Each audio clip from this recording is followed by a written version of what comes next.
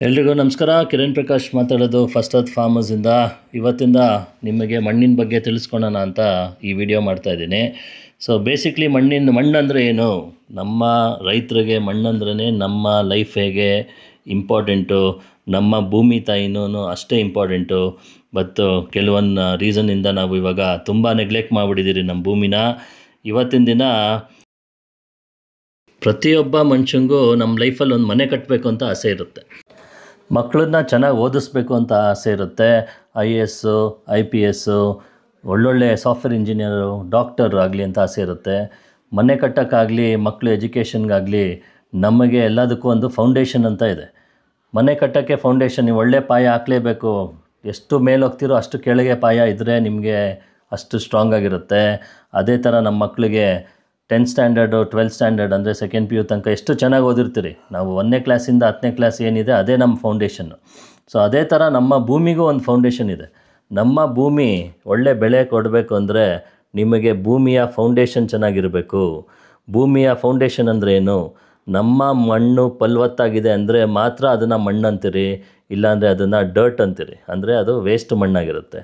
ಭೂಮಿಯ ಫಲವತ್ತತೆ ಅಂದರೆ ಅದರಲ್ಲಿ ನಿಮಗೆ ಲಿವಿಂಗ್ ಹೋಮ್ ಅಂತಾರೆ. ಅಂದರೆ ಫುಲ್ ಆಫ್ ಮೈಕ್ರೋ ಆರ್ಗ್ಯಾನಿಸಮ್ಸ್, ಕಣ್ಣಿಗೆ ಕಾಣದೇ ಇರೋ ಅಂಥ ಕೋಟಿ ಜೀವಾಣುಗಳಿರಬೇಕು, ಎರೆಹುಳಗಳಿರಬೇಕು, ಫಂಗಿ ಇರಬೇಕು, ಬ್ಯಾಕ್ಟೀರಿಯಾ ಇರಬೇಕು.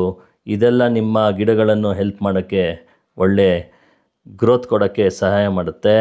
ಆಮೇಲೆ ನಮ್ಮ ನ್ಯಾಚುರಲ್ ಪ್ಯಾಂಟ್ರಿ ಅಂತೀವಿ ನಾವು, ಅಂದರೆ ಒಂದು ಕಿಚನ್ನು, ನಮ್ಮ ಭೂಮಿಲಿ ಒಂದು ಅಡುಗೆ ಮನೆ ಇರೋ ಥರ ನಮ್ಮ ಗಿಡಗಳಿಗೆ. ಅಂದರೆ complete nutrients, macro and micro nutrients ಇರಬೇಕಾಗುತ್ತೆ. ಒಂದು ಅಡುಗೆ ಮನೆ ಇರಬೇಕು ಭೂಮಿಲಿ. ಆಮೇಲೆ ಒಂದು ವಾಟರ್ ಟ್ಯಾಂಕು ಇರಬೇಕು. ಇವಾಗ ಮನೇಲಿ ಹೇಗೆ ನಮಗೆ ವಾಟರ್ ಟ್ಯಾಂಕ್ ಇರುತ್ತೆ, ಅದೇ ಥರ ಮಣ್ಣಿನಲ್ಲೂ ಒಂದು ವಾಟರ್ ಟ್ಯಾಂಕ್, ಅಂದರೆ holding capacity, water holding capacity ಅಂತೀವಿ ನಾವು. ಬೇಸಿಗೆಗಾಲದಲ್ಲಿ ಮಾಯ್ಶ್ಚರ್ ಕಂಟೆಂಟ್ನ ಹೋಲ್ಡ್ ಮಾಡೋಕ್ಕೆ ಭೂಮಿನ ಫಲವತ್ತತೆ ತುಂಬ ಇಂಪಾರ್ಟೆಂಟು. ಅದರಲ್ಲಿರೋ ಅಂಥ ಮೈಕ್ರೋ ಆರ್ಗ್ಯಾನಿಸಮ್ಸ್ ಇಂಪಾರ್ಟೆಂಟು. ಆಮೇಲೆ ಒಂದು ಸಪೋರ್ಟ್ ಸಿಸ್ಟಮ್, ಇವಾಗ ನಾವು ಮನೆಗೆ ಹೇಗೆ ಗ್ರಿಲ್ ಹಾಕ್ಕೊಂಡು ನಾವು ಒಂದು ಸಪೋರ್ಟ್ ತೊಗೊತೀರಿ ಮನೇಲಿ, ಯಾರು ಕಳ್ಳರು ಬರಬಾರ್ದು ಅಂತ, ಅದೇ ಥರ ನಮ್ಮ ಮೈಕ್ರೋ ಆರ್ಗ್ಯಾನಿಸಮ್ಸ್, ನಮ್ಮ ಬೆನಿಫಿಷಿಯಲ್ ಮೈಕ್ರೋ ಆರ್ಗ್ಯಾನಿಸಮ್ಸು ಭೂಮಿಲಿದ್ದರೆ ಅದು ನಿಮಗೆ ಪ್ಯಾಟ್ರೋಲಿಂಗ್ ಮಾಡುತ್ತೆ. ಅಂದರೆ ಒಂದು ಪೊಲೀಸ್ ಥರ, ಯಾರೇ ಕಳ್ಳರು ಬರದೇ ಇರೋಂಗೆ ನಾವೇನು, ನಮಗೆ ಗೇಟ್ ಇದೆ, ಕಾಂಪೌಂಡ್ ಇದೆ, ಮನೆ ಸುತ್ತ ಗ್ರಿಲ್ ಹಾಕ್ಸ್ಕೊಂಡಿದ್ದೀರಿ, ಕ್ಯಾಮ್ರಾ ಹಾಕ್ಕೊಂಡಿದ್ದೀರಿ, ಆ ಥರ ನಿಮಗೆ micro organisms, beneficial micro organisms ನಿಮಗೆ ಆ ಥರ ಕೆಲಸ ಮಾಡುತ್ತೆ. ಸೊ ನಾವು ಇನ್ ಶಾರ್ಟ್ ಹೇಳಬೇಕಂದ್ರೆ ಭೂಮಿಯ ಫಲವತ್ತತೆ ಒಂದು ಫೌಂಡೇಶನ್ ಅಂತ ಹೇಳೋಕ್ಕೆ ಇಷ್ಟಪಡ್ತೀನಿ. ಹೆಲ್ದಿ ಸಾಯಿಲ್ ಅಂದರೆ ಹೆಲ್ದಿ ಕ್ರಾಪು, ಹೆಲ್ದಿ ಕ್ರಾಪ್ ಅಂದರೆ ಖಂಡಿತ ನಮಗೆ ಒಳ್ಳೆ ಇನ್ಕಮ್ಮು, ಒಳ್ಳೆ ಫುಡ್ಡು, ಮತ್ತು ನಾವು ಸರ್ವೈವ್ ಆಗೇ ಆಗ್ತೀರಿ, ಯಾವತ್ತೂ ನಮಗೆ ಮೋಸ ಆಗೋಲ್ಲ ಅಂತ ಹೇಳೋಕ್ಕೆ ಇಷ್ಟಪಡ್ತೀನಿ.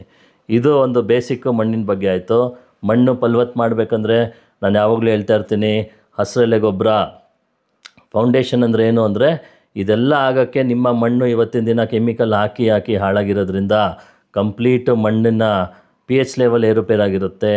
ಮಣ್ಣಲ್ಲಿರೋ ಅಂಥ ಕಾರ್ಬನ್ ಕಂಟೆಂಟ್ಸು, ಮೈಕ್ರೋ ಆರ್ಗ್ಯಾನಿಸಮ್ಸು ಎಲ್ಲ ಸತ್ತೋಗಿರುತ್ತೆ, ಎರೆಹುಳ ಸತ್ತೋಗಿರುತ್ತೆ.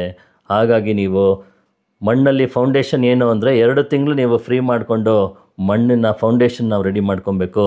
25 kg ಹಸಿರೆಲೆ ಗೊಬ್ಬರ ಮಾಡ್ಕೊಬೇಕು. ಅದ್ರದ್ದು ಫುಲ್ ಡೀಟೇಲ್ ಮುಂದಿನ ವೀಡಿಯೋಗಳಲ್ಲಿ ಬರುತ್ತೆ. ಇದು ಬೇಸಿಕ್ಕು ಹೇಳ್ತಾ ಹೋಗ್ತೀನಿ ನಿಮಗೆ. ಸೊ ಇಲ್ಲಿ ಮಣ್ಣಲ್ಲಿ ಯಾವ್ಯಾವ ಥರ ವಿಧಾನಗಳಿವೆ. ಒಂದು ಮರಳು, ಸ್ಯಾಂಡಿ ಸಾಯಿಲ್ ಅಂತೀರಿ, ಅದರಲ್ಲಿ ಮರಳು ತುಂಬ ಇರುತ್ತೆ. ಕ್ಲೇ ಸಾಯಿಲ್ ಅಂತೀರಿ, ಸಿಲ್ಟ್ ಸಾಯಿಲ್, ಲೂಮಿ ಸಾಯಿಲ್ ಅಂತ ಬೇರೆ ಬೇರೆ ನಿಮಗೆ ಮಣ್ಣುಗಳಿರುತ್ತೆ. ಅದ್ರ ಬಗ್ಗೆ ನಾನು ಎಕ್ಸ್ಪ್ಲೇನ್ ಮಾಡ್ಕೊತಾ ಹೋಗ್ತೀನಿ. ಸ್ಯಾಂಡಿ ಸಾಯಿಲ್ ಅಂದರೆ ಮರಳು ಮಿಶ್ರಿತ ಮಣ್ಣು. ಈ ಟೆಕ್ಸ್ಚರಲ್ಲಿ ನಿಮಗೆ, ಮಣ್ಣಿನ ಟೆಕ್ಸ್ಚರಲ್ಲಿ ನೀರನ್ನು ಅದು ಜಾಸ್ತಿ ಇಟ್ಕೊಳಲ್ಲ, ಬೇಗ ಅದು ನೀರು ಬಿಟ್ಬಿಡುತ್ತೆ, ಲೂಸ್ ಆಗಿರುತ್ತೆ ಮಣ್ಣು. ಹಾಗಾಗಿ ನಿಮಗೆ ವಾಟರ್ ಹೋಲ್ಡಿಂಗ್ ಕೆಪಾಸಿಟಿ ತುಂಬ ಕಮ್ಮಿ ಇರುತ್ತೆ, ಬೇಗ ಅದು ಡ್ರೈನ್ ಆಗಿ ನೀರು ನಿಂತ್ಕೊಂಡೇ ಹೊಟ್ಟೋಗ್ಬಿಡುತ್ತೆ. ಸೊ ಹಾಗಾಗಿ ಇಲ್ಲಿ ಸ್ಯಾಂಡಿ ಸಾಯಿಲಲ್ಲಿ ನೀವು ಕ್ಯಾರೆಟ್ ಬೆಳಿಬೋದು, ಪೀನಟ್ಸ್ ಬೆಳಿಬೋದು, ಪೊಟ್ಯಾಟೋಸ್ ಬೆಳಿಬೋದು, ಆಲೂಗಡ್ಡೆ, ಕ್ಯಾರೆಟು ಮತ್ತು ಪೀನಟ್ಸು ನೀವು ಬೆಳಿಬೋದು. ಒಳ್ಳೆ ಫರ್ಟಿಲೈಸೇಷನ್ ಆಗುತ್ತೆ ಗಿಡಕ್ಕೆ. ಇನ್ನು ಕ್ಲೇ ಸಾಯಿಲ್, ಜೇಡಿ ಮಣ್ಣು ಸ್ವಲ್ಪ ಜಾಸ್ತಿ ಇರೋದ್ರಿಂದ ನಿಮಗೆ ಅದು ಟೆಕ್ಸ್ಚರು ಸ್ಟಿಕ್ಕಿ ಆಗಿರುತ್ತೆ. ಮಳೆ ಬಂದರೆ ಸ್ವಲ್ಪ ಬೇಗ ಡ್ರೈ ಆಗೋಲ್ಲ, ಆಮೇಲೆ ಡ್ರೈ ಆದಮೇಲೆ ತುಂಬ ಗಟ್ಟಿ ಆಗಿಬಿಡುತ್ತೆ, ತುಂಬ ವೆಟ್ಟಿರುತ್ತೆ ಯಾವಾಗಲೂ. ಸೊ ಹಾಗಾಗಿ ಒಣಗೋದು ಲೇಟ್ ಆಗುತ್ತೆ. ವಾಟರ್ ಹೋಲ್ಡಿಂಗ್ ಕೆಪಾಸಿಟಿ ತುಂಬ, ಯಾಕಂದರೆ ಯಾವಾಗ ಇದು ಬೇಗ ಒಣಗಲ್ಲ ಬಿಸಿಲಿಗೆ, ನಿಮಗೆ ನೀರಿನ ಅಂಶ ಜಾಸ್ತಿ ಮಣ್ಣಲ್ಲಿ ಇಟ್ಕೊಂಡಿರುತ್ತೆ. ಚೆನ್ನಾಗಿ ಬೆಳೆಯೋಂಥ ಬೆಳೆ ಯಾವುದ್ಯಾವುದು ಅಂದರೆ ಇದರಲ್ಲಿ ಕಬ್ಬಿಗೆ ಏಳು ಮಾಡಿಸಿದಂಥ ಮಣ್ಣಿದು. ಆಮೇಲೆ ನಿಮಗೆ ಒಳ್ಳೆ ಭತ್ತ ಬೆಳಿಬೋದು ಇದರಲ್ಲಿ. ಇನ್ನು ಮುಂದಿನ ಮಣ್ಣು ಸಿಲ್ಟಿ ಸಾಯಿಲ್, ಅಂದರೆ ಇದ್ರದ್ದು ಟೆಕ್ಸ್ಚರು ತುಂಬ ಸ್ಮೂತಾಗಿರುತ್ತೆ, ಸಿಲ್ಕಿ ಆಗಿರುತ್ತೆ. ಇದರಲ್ಲಿ ವಾಟರ್ ಹೋಲ್ಡಿಂಗ್ ಕೆಪಾಸಿಟಿ, ನೀರು ಚೆನ್ನಾಗಿ ಹಿಡಿದಿಟ್ಕೊಳುತ್ತೆ. ಎಲ್ಲ ಥರ ತರಕಾರಿಗಳು, ಹಣ್ಣು, ಭತ್ತ ತುಂಬ ಚೆನ್ನಾಗಿ ಬೆಳೆಯುತ್ತೆ ಈ ಭೂಮಿಲಿ, ಯಾಕಂದರೆ ಮಣ್ಣಲ್ಲಿ ಒಳ್ಳೆ ಫಲವತ್ತತೆ ಇರುತ್ತೆ ಅಂತ. ನೆಕ್ಸ್ಟ್ ಬರೋದು ಲೂಮಿ ಸಾಯಿಲ್, ನಮ್ಮೆಲ್ಲರ ಅಚ್ಚುಮೆಚ್ಚಿನ ಸಾಯಿಲು. ಇದರಲ್ಲಿ ಮೇಲಿಂದ 3 ಮಿಕ್ಸ್ ಆಗಿರುತ್ತೆ, ಸ್ಯಾಂಡ್, ಸಿಲ್ಟ್ ಆ್ಯಂಡ್ ಕ್ಲೇ. ಇದ್ರದ್ದು ವಾಟರ್ ಹೋಲ್ಡಿಂಗ್ ಕೆಪಾಸಿಟಿ ಮಾಡ್ರೇಟ್ ಆಗಿರುತ್ತೆ, ಹಂಗಂದರೆ ಮಧ್ಯ ಕರೆಕ್ಟಾಗಿರುತ್ತೆ, ಜಾಸ್ತಿನೂ ಇಲ್ಲ ಕಮ್ಮಿನೂ ಇಲ್ಲ. ಆಮೇಲೆ ನೀರನ್ನು ಚೆನ್ನಾಗಿ ಡ್ರೈನ್ ಮಾಡುತ್ತೆ. ಇದು ಯಾವುದು ಬೆಸ್ಟ್ ಕ್ರಾಪ್ ಅಂದರೆ ಎಲ್ಲ ಥರ ಕ್ರಾಪು ಇದು ಒಳ್ಳೆ ಫರ್ಟೈಲ್ ಸಾಯಿಲು, ಈಸಿ ಕೆಲಸ ಮಾಡೋಕ್ಕೆ. ಅದೇ ಕಪ್ಪು ಮಣ್ಣಲ್ಲಿ ನಿಮಗೆ ಮಳೆ ಬಂದುಬಿಟ್ರೆ ಒಳಗಡೆ ಹೋಗೋಕ್ಕೆ ಆಗೋಲ್ಲ. ಅದೇ ಇಲ್ಲಿ ಕೆಂಪು ಮಣ್ಣಲ್ಲಿ ನಿಮಗೆ ತುಂಬ ಈಸಿಯಾಗಿ ಕೆಲಸ ಮಾಡ್ಬೋದು. ಇದು ನಮಗೆ ಬೇಸಿಕ್ಕು. ಇನ್ನು ಮುಂದಿಂದು 2-3 ಥರ ಇದ್ದಾವೆ. ಅದು ಮೇಯ್ನ್ ಇದು 3 ನಮ್ಮ ಕರ್ನಾಟಕದಲ್ಲಿ ಹೆಚ್ಚು ಕಮ್ಮಿ 90% ನಮ್ಗೆ ಇದು 3 ಸಾಯಿಲ್ ಇರೋದ್ರಿಂದ ಇದ್ರ ಬಗ್ಗೆ ನಾವು ಡಿಸ್ಕಸ್ ಮಾಡ್ತಾಯಿದ್ದೀರಿ. ಸೊ ಮುಂದಿನ ಭಾಗದಲ್ಲಿ ನಾವು pH ಬಗ್ಗೆ ಮಾತಾಡೋಣ. ತುಂಬ ಜನ ಹೇಳ್ತಾಯಿದ್ರು pH ಬಗ್ಗೆ ಹೇಳಿ ಅಂತ. pH ಅಂದರೆ ಏನು? ಪೊಟೆನ್ಷಿಯಲ್ ಆಫ್ ಹೈಡ್ರೋಜನ್ ಅಂತ ನಾವು ಹೇಳ್ತೀರಿ. ಇದು ನಾವು ಅಸಿಡಿಕ್ಕು ಮತ್ತು ಆಲ್ಕಲೈನು, ಮಣ್ಣಲ್ಲಿರೋ ಅಂಥ ಅಸಿಡಿಕ್ಕು ಮತ್ತು ಆಲ್ಕಲೈನ್ನ ಮೆಷರ್ ಮಾಡೋದು ಈ pH ಅಂತ ಹೇಳ್ತೀರಿ. ಅದರದ್ದು ಸ್ಕೇಲ್ ಬಂದು ನಮಗೆ ಮೆಷರ್ ಮಾಡೋದು 0 ಇಂದ 14. ಸೊ ಕರೆಕ್ಟ್ pH ಯಾವುದು? 0 ಇಂದ 14 ಅಂದರೆ 7. 7 ಬಂದರೆ ನ್ಯೂಟ್ರಲ್ಲು, ಈ ಕಡೆ ಅಸಿಡಿಕ್ಕು ಇಲ್ಲ, ಈ ಕಡೆ ಆಲ್ಕಲೈನು ಅಲ್ಲ. ಸೊ 7ಗಿಂತ ಕಮ್ಮಿಗಿದ್ರೆ ನಾವು ಅಸಿಡಿಕ್ ಅಂತೀರಿ, 7ಗಿಂತ ಜಾಸ್ತಿ ಇದ್ದರೆ ನಾವು ಆಲ್ಕಲೈನ್ ಅಂತೀರಿ.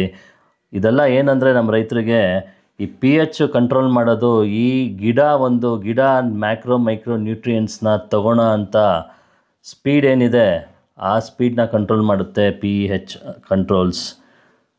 ಎಷ್ಟು ಚೆನ್ನಾಗಿ ಗಿಡ ಈ ಎಲ್ಲ ನ್ಯೂಟ್ರಿಯೆಂಟ್ಸ್ನ ತಗೊಳುತ್ತೆ ಅನ್ನೋದು ಈ pH ಕಂಟ್ರೋಲ್ ಮಾಡುತ್ತೆ. ಇದೆಲ್ಲ ನಾನು ಮಾತಾಡ್ತಾ ಇರೋದು ನ್ಯಾಚುರಲ್ ಫಾರ್ಮಿಂಗಲ್ಲಿ. ಹಂಗಂದರೆ ನ್ಯಾಚುರಲ್ ಫಾರ್ಮಿಂಗ್ ಅಂದರೆ ಏನು ಅಂತ ನೀವು ಕೇಳ್ಬೋದು ನನ್ನ. ನ್ಯಾಚುರಲ್ ಫಾರ್ಮಿಂಗ್ ಅಂದರೆ ನಾವು ಆಚೆ ಕಡೆಯಿಂದ ಕೆಮಿಕಲ್ ಫರ್ಟಿಲೈಸರ್ಸು, ಪೆಸ್ಟಿಸೈಡ್ಸು, ಈ GMO ಅಂತಾರೆ, GMO seeds, genetically modified seeds, ಇದು ಯಾವುದನ್ನು ಆಚೆಯಿಂದ ತರದೆ ನಾವು ಮಾಡೋದನ್ನು ನ್ಯಾಚುರಲ್ ಫಾರ್ಮಿಂಗ್ ಅಂತೀರಿ. ಇವತ್ತಿನ ದಿನ ನಾವು 100% ನ್ಯಾಚುರಲ್ ಫಾರ್ಮಿಂಗ್ ಮಾಡೋಕ್ಕೆ ಆಗ್ತಾಯಿಲ್ಲ. ಪಾಳೇಕರ್ ಅವ್ರ method super method. Natural farming methods, zero budget natural farming ಎಲ್ಲ ರಿಯಲಿ ಒಳ್ಳೆ ಮೆಥಡು. ಬಟ್ ನಮ್ಮ ಜನ ನಾವು ಕೆಮಿಕಲ್ ಫಾರ್ಮರ್ಸ್ ಜೊತೆ ನಾವು ಕಾಂಪಿಟೇಷನ್ ಕೊಡೋದ್ರಿಂದ ನಾನು ಹೇಳೋದು ನನ್ನ ಪದ್ಧತಿಲಿ ಮಾಡಿ, ಕೆಮಿಕಲ್ ಅವ್ರಿಗಿಂತ ನಾವು ಜಾಸ್ತಿ ಇಳುವರಿ ತೊಗೊಬೋದು. ಹೇಗೆ ಅಂದರೆ ಪದ್ಧತಿ ತುಂಬ ಇಂಪಾರ್ಟೆಂಟು. ಸೊ ನ್ಯಾಚುರಲ್ ಫಾರ್ಮಿಂಗ್ ಅಂದರೆ ನಮ್ಮ ಫಾರ್ಮರ್ಸು ಆಚೆ ಕಡೆಯಿಂದ ಯಾವುದೋ ಕೆಮಿಕಲ್ಸ್ ಥರ ಆಗಿಲ್ಲ, ಮತ್ತು ನಮ್ಮ ಭೂಮಿ ಹೆಲ್ದಿ ಭೂಮಿಯಾಗಿರಬೇಕು. ಹೆಲ್ದಿ ಭೂಮಿಯಾಗಿರಬೇಕು ಅಂದರೆ ಏನು? ನಾವು ನಮ್ಮ ಭೂಮಿಲಿ ಜೀವಾಣುಗಳು ಅಂದರೆ ಎಲ್ಲ ಬೆನಿಫಿಷಿಯಲ್ ಮೈಕ್ರೋ ಆ್ಯಂಡ್ ಮ್ಯಾಕ್ರೋ ನ್ಯೂಟ್ರಿಯೇಷನ್ ಕೊಡೋ ಅಂಥ ಜೀವಾಣುಗಳು ಡೆವಲಪ್ ಆಗಬೇಕು. ನಮ್ಮ ಭೂಮಿಲಿ ಆರ್ಗ್ಯಾನಿಕ್ ಮ್ಯಾಟರ್ ಜಾಸ್ತಿ ಆಗಬೇಕು, ಫಲವತ್ತತೆ ಜಾಸ್ತಿ ಆಗಬೇಕು. ನಮ್ಮ ಭೂಮಿಲಿ ಆರ್ಗ್ಯಾನಿಕ್ ಕಾರ್ಬನ್ ಕಂಟೆಂಟ್ ಜಾಸ್ತಿ ಆಗಬೇಕು. ಮುಂಚಿನ ಕಾಲದಲ್ಲಿ 5% ಇರ್ತಾಯಿತ್ತು ಆರ್ಗ್ಯಾನಿಕ್ ಕಾರ್ಬನ್ ಕಂಟೆಂಟ್. ಇವತ್ತಿನ ದಿನ ಬರೀ 0.5 ಬಂದಿದೆ. ನಮಗೆ ಬೇಜಾರಾಗಬೇಕು ಪ್ರತಿಯೊಬ್ಬ ರೈತರಿಗೂ. ನಾವು ಕೆಮಿಕಲ್ ಹಾಕಿ 5% ಇರೋದನ್ನು ನಾವು ಇವತ್ತಿನ ದಿನ 0.4, 0.5 ಬಂದಿದೆ. ಅದು ಇನ್ನೂ ಕಮ್ಮಿ ಆದರೆ ಅದು ಬರಡು ಭೂಮಿಯಾಗಿ ಹೋಗುತ್ತೆ. ನಮ್ಮ ಮುಂದಿನ ಪೀಳಿಗೆಗೆ ನಾವೇನು ಕೊಡೋಕ್ಕಾಗಲ್ಲ. ಹಾಗಾಗಿ ನಾವು ಹಸಿರೆಲೆ ಗೊಬ್ಬರ, ಫೌಂಡೇಶನ್ ಆಫ್ ಸಾಯಿಲ್, ನಾನು ಯಾವಾಗಲೂ ಹೇಳ್ತಾ ಇರ್ತೀನಿ, ಜ್ಞಾಪಿಸ್ಕೊಳ್ಳಿ. ನಿಮ್ಮ ಡ್ರೀಮ್ ಹೌಸ್ ಕಟ್ಟಬೇಕು ಅಂದರೆ, ನೀವು 10 ಫ್ಲೋರ್ ಕಟ್ಟಬೇಕು ಅಂದರೆ ನೀವು ಅಷ್ಟು ಸ್ಟ್ರಾಂಗ್ ಫೌಂಡೇಶನ್ ಹಾಕಬೇಕು. ಕೆಳಗಡೆ 1 ಫ್ಲೋರ್ ಕಟ್ತೀರಾ ಅಂದ್ರೂ ನೀವು ಫೌಂಡೇಶನ್ ಹಾಕಲೇಬೇಕು. ಈ ಥರ ನಿಮ್ಮ ಭೂಮಿಯ ಫೌಂಡೇಶನ್ ಅಂದರೆ ಹಸಿರೆಲೆ ಗೊಬ್ಬರ 25 kg ಸೆಣಬು ಡೈಂಚ ಹಾಕಿ, ಡೀಟೇಲ್ ಅದು ಬೇರೆ ವಿಡಿಯೋಲಿದೆ. ಸೊ ಇವಾಗ ನೀವು ಹೆಲ್ದಿ ಸಾಯಿಲ್ನ ನಾವು ಮಾಡ್ಕೊಂಡಾಯಿತು. ಆಮೇಲೆ ಡೈವರ್ಸ್ ಕ್ರಾಪ್ ಅಂದರೆ ಬೇರೆ ಬೇರೆ ನಾವು ಕ್ರಾಪ್ನ ಬೆಳೀತಾ ಇರಬೇಕು, ಕ್ರಾಪ್ ರೊಟೇಷನ್ ಮಾಡಬೇಕಾಗಿದೆ. ಸೊ ಜೊತೆಗೆ ನಾವು ಮಿಶ್ರ ಬೆಳೆ ಮಾಡಬೇಕು, ಒಂದೇ ಬೆಳೆ ಮಾಡಬಾರ್ದು. ಯಾವಾಗಲೂ ಮೋನೋಕ್ರಾಪ್ ಮಾಡಿದ್ರೆ ನಮಗೆ ರೋಗ ಜಾಸ್ತಿ, ಪೆಸ್ಟ್ ಜಾಸ್ತಿ. ನಾವು ನ್ಯಾಚುರಲ್ ಫಾರ್ಮಿಂಗ್ ಮಾಡೋದ್ರಿಂದ ಪೆಸ್ಟು ಕಮ್ಮಿ ಆಗುತ್ತೆ, ರೋಗನೂ ಕಮ್ಮಿ ಆಗುತ್ತೆ, ನನ್ನ ಮೆಥಡಲ್ಲಿ ಈಲ್ಡು ಜಾಸ್ತಿ ಆಗುತ್ತೆ. ಮತ್ತು ನಿಮಗೆ ಕಮ್ಮಿ ಖರ್ಚು ಮತ್ತು ಮೋರ್ ಸಸ್ಟೈನಬಿಲಿಟಿ. ಅಂದರೆ ನಾನೇನು ಹೇಳೋಕ್ಕೆ ಇಷ್ಟಪಡ್ತೀನಿ, ಇವಾಗ ತುಂಬ ಖರ್ಚು ಮಾಡಿ ಜಾಸ್ತಿ ಇಳುವರಿ ತೆಗೆಯೋದು ಒಂದು ಕಡೆ ನೀವು ಕೆಮಿಕಲ್ ಫಾರ್ಮಿಂಗಲ್ಲಿ. ನಮ್ಮದ್ರಲ್ಲಿ ಕಮ್ಮಿ ಖರ್ಚಲ್ಲಿ ಜಾಸ್ತಿ ಇಳುವರಿ, ಖರ್ಚು ಕಮ್ಮಿ, ಲೇಬರ್ ಕಮ್ಮಿ, ಟೋಟಲ್ ಖರ್ಚು ಕಮ್ಮಿ ಆಗಿರುತ್ತೆ, ಈಲ್ಡ್ ಜಾಸ್ತಿ ಬರೋದ್ರಿಂದ ನಿಮಗೆ 100% ಬೆನಿಫಿಟ್ ಆಗುತ್ತೆ. ಸೊ ಬೆನಿಫಿಟ್ಸ್ ಏನು ಫಾರ್ಮರ್ಸ್ಗೆ ಅಂದರೆ, ನಾನು ಹೇಳ್ದಂಗೆ ಲೋವರ್ ಫಾರ್ಮಿಂಗ್ ಕಾಸ್ಟ್, ಅಂದರೆ ಟೋಟಲ್ ಕಾಸ್ಟ್ ಕಮ್ಮಿ ಆಗುತ್ತೆ. ಸೇಫರ್ ಹೆಲ್ದಿಯರ್ ಫುಡ್, ನಾವು ಒಳ್ಳೆ ಪದಾರ್ಥನ ನಾವು ಜನಕ್ಕೆ ಕೊಡ್ತಾಯಿದ್ದೀರಿ, ಅದೊಂದು ಹೆಮ್ಮೆ ಇರುತ್ತೆ. ತಿಂದವ್ರಿಗೂ ಅವ್ರ ಹೆಲ್ತು ಚೆನ್ನಾಗಾಗುತ್ತೆ, ಯಾವ ಕಾಯಿಲೆನೂ ಬರೋಲ್ಲ ಅಂತ ಹೇಳೋಕ್ಕೆ ಇಷ್ಟಪಡ್ತೀನಿ. ಇನ್ನು ನಮ್ಮ ಭೂಮಿ ತಾಯಿ ಎಲ್ಲದಕ್ಕಿಂತ ಇಂಪಾರ್ಟೆಂಟು, ನಮ್ಮ ಭೂಮಿ ತಾಯಿನ ಉಳಿಸ್ದಂಗೆ ಆಗುತ್ತೆ. ನಿಮಗೆ ಒಳ್ಳೆ ಭೂಮಿ ಇದ್ದರೆ ಒಳ್ಳೆ ಕ್ವಾಲಿಟಿ ಅದರಲ್ಲಿ ತೆಗಿಬೋದು ಅಂತ ಹೇಳೋಕ್ಕೆ ಇಷ್ಟಪಡ್ತೀನಿ. Next point biodiversity protection. ಅಂದರೆ ನಮ್ಮ ಬರ್ಡ್ಸು, ಜೇನು, ಎಲ್ಲ ಥರ ಇನ್ಸೆಕ್ಟ್ಸು, ಅಂದರೆ ಈ ಕೀಟದಲ್ಲೂ ಮಿತ್ರಕೀಟ, ಶತ್ರುಕೀಟ ಅಂತ ಇರುತ್ತೆ.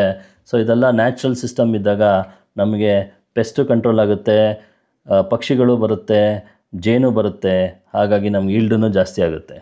ಸೊ ಲಾಂಗ್ ಟರ್ಮ್ ನಾವು ಯಾವಾಗಲೂ ಹೇಳಬೇಕು, ಸಾಯಿಲ್ ಫರ್ಟೈಲ್ ಇದ್ದರೆ ವರ್ಷದಿಂದ ವರ್ಷಕ್ಕೆ ನಿಮಗೆ ಖರ್ಚು ಕಮ್ಮಿ ಆಗ್ತಾ ಹೋಗುತ್ತೆ, ನಿಮಗೆ ಮುಂದೆ ಒಳ್ಳೆ ಬೆನಿಫಿಟ್ಟು, ಒಳ್ಳೆ ಫಲ ಬರ್ತಾ ಇರುತ್ತೆ. ಲಕ್ಷಾಂತರ ಜನ ರೈತರು ಇದನ್ನು ಫಾಲೋ ಮಾಡಿದಾಗ ನಮಗೆ ಮಳೆ ಬೆಳೆ ಎಲ್ಲ ಚೆನ್ನಾಗಿ ಬರುತ್ತೆ ಅಂತ ಹೇಳೋಕ್ಕೆ ಇಷ್ಟಪಡ್ತೀನಿ.